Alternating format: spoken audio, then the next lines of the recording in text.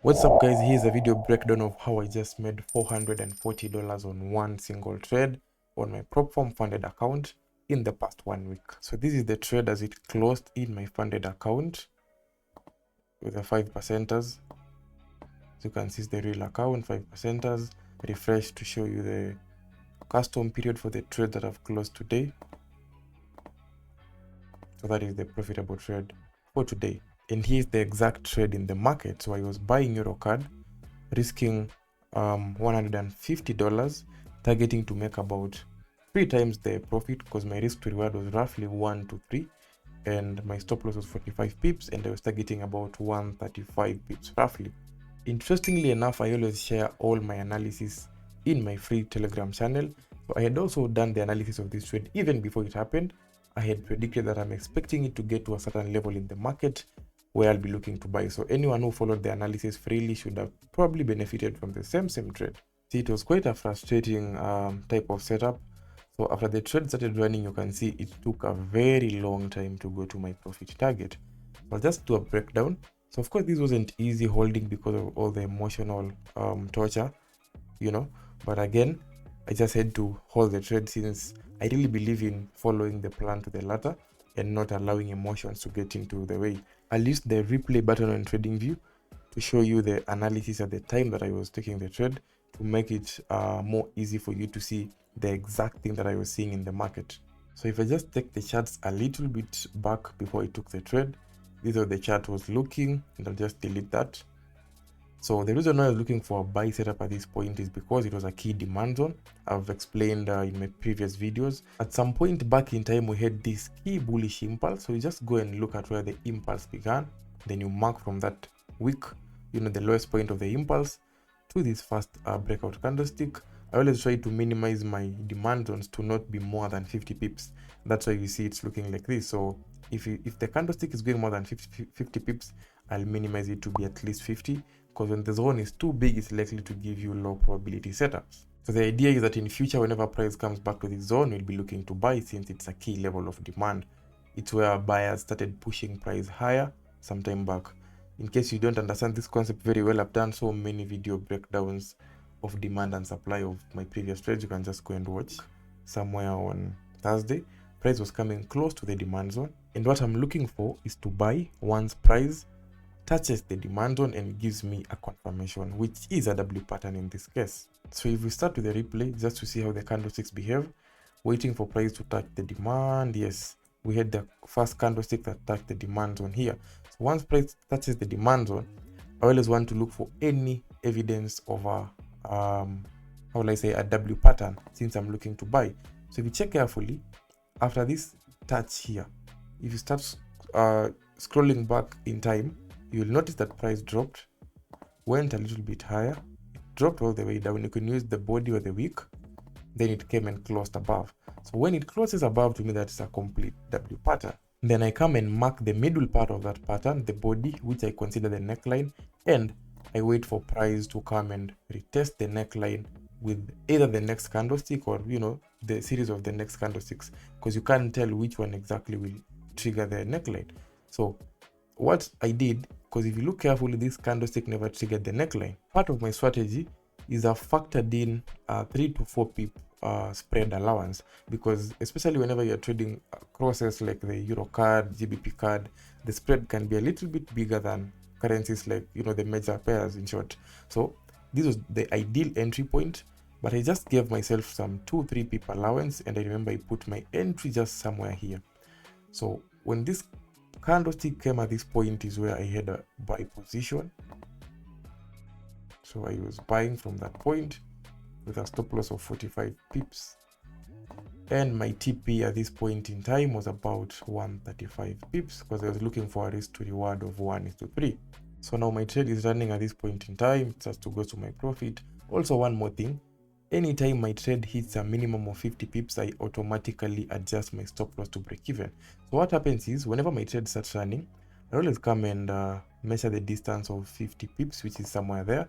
Then I'll come and look at the price of 50 pips, and then I'll come and set an alert. You can set an alert which is here on TradingView, or you can just use the Alt plus A, which okay, I'm in replay mode, so I can't put an alert. But anyway, I'll set an alert so that once price hits 50, it reminds me to put my stop loss at break even. So my trade is continuing to run. It finally hit 50. As you can see, this candlestick went all the way up there. So the minimum of 50 at this point in time, my stop loss was automatically adjusted to this level, and I put it at the entry level, meaning if price decides to retrace and come back down, I won't close in loss. I'll just close at my entry level and I'll lose nothing. Just one of the methods of risk management. So my trade continues to run. It goes all the way up. So at this point in time, I was almost hitting my target and I was very happy. As you can see, my trade had run up to 113 pips and my target was only 135. It wasn't so far, just some 20 pips away from the target. Then the market started retracing, started going all the way back down. Now it's at this point in time that many traders lose the battle. I always say, if you lose the battle in the mind, you lose automatically in the market. Most of the traders, when they see the candlesticks going just a little bit opposite, you start panicking. You want to close your trade. I could have done the same, to be honest, but this is the thing. I already have a plan that I'm following, and part of my plan is that if the trade does not get to my target, it will close at break even. So that means if I've already set my break even at the entry point, I've put my stop loss at the break even, I should be able to let the trade run, so that if it's actually a bad trade, it should close at break even. So I didn't close the trade manually, just to let it run, though the emotions were high. It continued running, came very, very close. Just look at that. This candlestick came literally, I think about, is it 5 pips to my break even. Many traders at this point in time, you'll be convinced that the trade want to go to your favor and you close it. For me, I was thinking the same thing actually, because I also have the same emotion. So I was thinking that actually this trade won't go to my favor. But one of the things that I have promised myself is that I will be disciplined and I will not close the trade manually. So if it has to close at break even, let it come and close by itself, but I will not be the one triggering the close. So we continue the trade. Starts to play around, starts to go somewhat back up. So when the trade started going up this time, I was convinced that it's now going to hit my target, because you can imagine from retracing to this point to now coming back to about 114 pips. So now I was confident that we were going to hit our target all the way up, very, very close to our profit, very, very close this time. Then the market starts dropping again. You can imagine. So this trade has been very, very frustrating to me. So by this point in time, I want you to realize something. I opened this trade on Thursday. What you are seeing here is Tuesday. So the trade has been running on Thursday, Friday. I held it over the weekend. I was convinced it's going to close somewhere on Monday or Tuesday. But look at it. Monday, it goes back up. I mean, Monday, Tuesday. Then somewhere Tuesday evening, it's coming all the way back down. So I've been holding the trade for right now close to 4 days. It's just playing around, close to my target once, twice, going back down. So again, this second time I was now more convinced that, you know what, this will be a bad trade and if you just close it now. But again, from experience, I remembered the previous trades that I have closed early. Then after closing early, sometimes it go to your favor. So my rule is the same. If it does not close itself at break even, I won't close it manually. So I continued holding the trade, played around, started coming back down, started going all the way back up, retracing. Then it finally hit my target day morning at about 2 a.m. So from the opening time to the closing time, as you can see, that is 6 days, 13 hours, 109 bars, and each bar is 1 hour. So this has been, I think this is the most, this is the trade that I've held for the longest time since the year began, because I normally do intraday trading and most of my setups take with 24 hours. Maximum they do, I think, 48 hours. The longest I've held a trade this year is about 2.5 to 3.5 days. But I've not held that trade for close to 1 week, for literally 6 days. So this is one of the trades that has really tested my emotions, psychology, and my discipline. Eventually, after the 6 days of holding the trade, I was able to hit my target, risk to reward of 1:3, $440. So for me, it was worth it. It was worth the risk. It was worth the patience, holding it for the whole 6 days. To me, it's still better than closing your trade prematurely. Then you come to see it later, it went to your target. However much the emotions come, you always have to win the battle in the mind. In trading, you need to learn that the emotions will never go away. I'm 5 years in trading. I'm almost starting my 6th year starting September, but until that, the emotions still kick in, especially on such a trade. On most trades, the retracement is not usually so bad.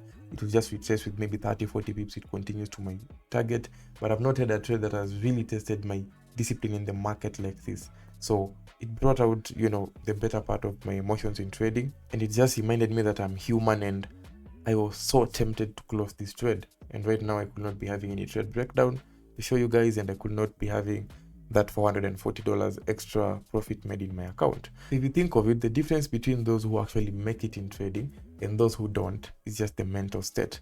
You can be sure I dropped this trade for free. Many people could have taken the same trade, but not many people will have the same mental strength to be able to just follow up the trade and let it run to its full potential.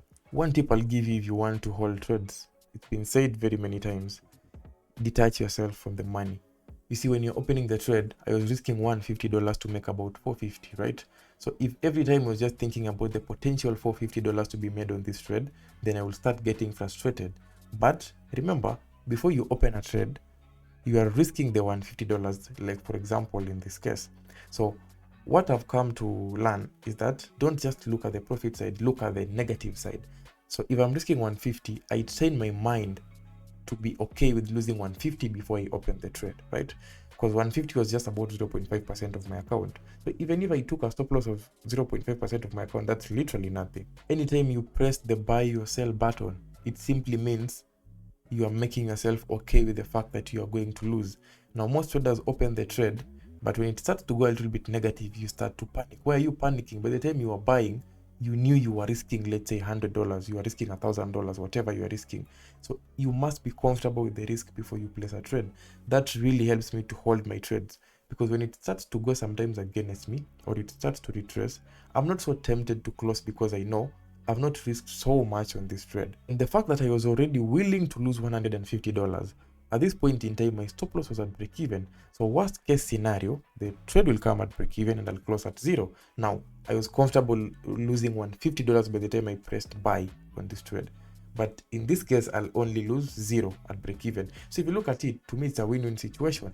So instead of losing 150, I'm only going to either close at break even or close at a risk reward of 1 to 3 if it eventually goes to my favor. No one knows where the markets are going. We have no control over the markets.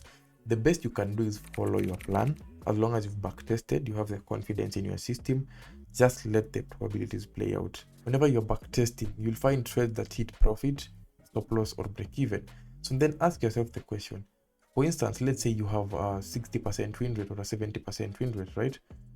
And in your back test, you already had a few stop losses and a few break evens. Why is it that when you come to the real market, it's so hard for you to hit break even? Why is it that it's so hard for you to allow your trade to go to stop loss? While when you are backtesting, you already were informed, through the backtest data, that stop loss is part of the strategy. Break even is part of the strategy. So if it hits break even, don't cry and feel like you've lost anything. You've lost nothing. If it's a good trade, it's supposed to go to your profit. If it's not a good trade, it will either close at break even or at stop loss. So that's it, guys, for this video breakdown. Hope it's going to assist you guys, especially not just technically but also mentally, to develop your mental state and make sure you don't lose the battle of the mind, because when you lose that, you'll never make any profit in the market. See you in the next video. Peace.